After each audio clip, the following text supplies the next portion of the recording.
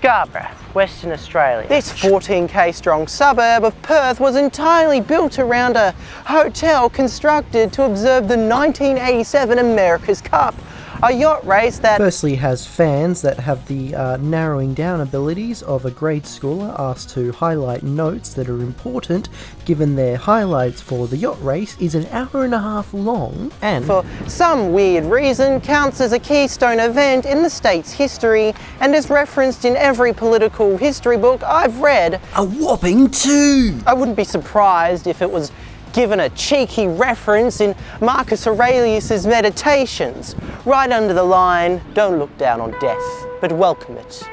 It too is one of the things required by nature." He also wrote, and in 2,000 years some unknown southern land will win a yacht race and be pretty cool, I guess. I mean, I don't know. The Romans really didn't like ships and navies, so it's not that cool to me, personally. Okay, back to genocide in Germans. Hell yeah. If there was a building that represented Perth's love for brutalism, it'd first be the surfing club's building, but I didn't think about that before writing this script. So it would be the Observation City Hotel, known as the Rendezvous Hotel in actual real life terms, but that's besides the point. The only distinguishable difference between this building and one of those depressing Soviet-style apartments in Norilsk is the filter, an architectural embodiment of TikTok success in making things that are not really that great look really cool by giving it a slightly different colour scheme. If you remove the sandy beaches and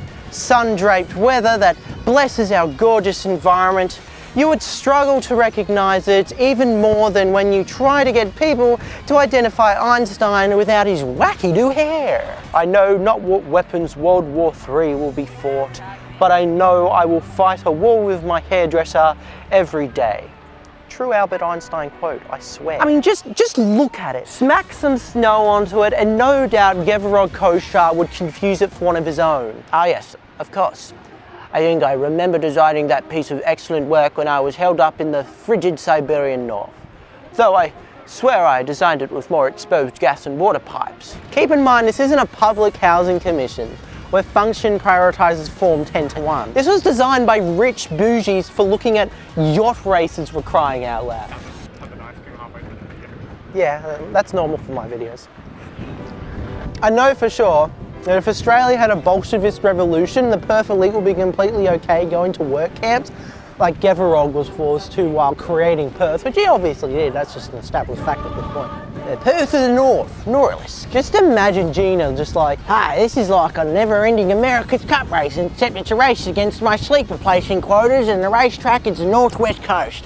Just reminds me that the Newman to Port Hedland rail was built in record-breaking time. They set a world record on this line. 4.35 miles, laid in just under 12 hours. And one of the arguments as to why it was because everyone absolutely smashed beers while they did it. They sunk a beer after laying every single sleeper. Scarborough existed before, of course, established at the nice age of 1869 with the first resident, John Hughes. What a man! And what a land! Such wow features as zero agricultural value and 100% windy. For you Eastern Siders, it may be helpful to say that the place reported back then was the Manly of the West, which makes sense as most femboys would have moved to Fremantle, which would give the western suburbs a higher portion of manly things like facial hair and dry skin. Then again, Fremantle's evened out with bougie hipsters on the beer front. And there are muscle men in Freo, it's just they are often rounded into pens and forced to play for the Fremantle Dockers, so you don't really see them on the street that much. We keep losing the premiership because we are still confused as to what is going on.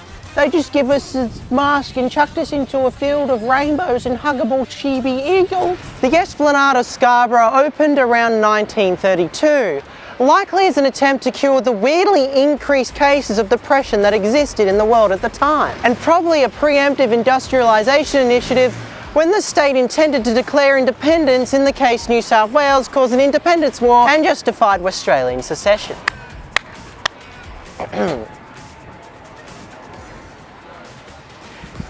If it was a way to cure depression, it would go down in history as a more effective strategy than such epic depression curing tricks as no longer giving people things to do and eliminating their access to goods and services. God, I love pre-Keynesian economics. Back when printing money was cool, or at least didn't require as much mental gymnastics to justify.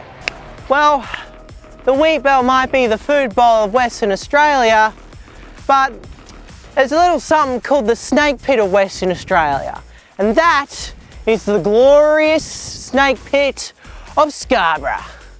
Called as such because much like the Holy Roman Empire, it is neither snake, nor pit, nor empire. It is just a giant skate park. If you ever want to experience one of the deepest pits that you could ever befall, that is at least made of concrete and not a terrible nuclear bomb experiment done during the Menzies era, then take a look at this glorious little park here. Give it a go, Dale. Puts North Korea's to shame and is probably the reason the Instagram solely focuses on shoes for some reason.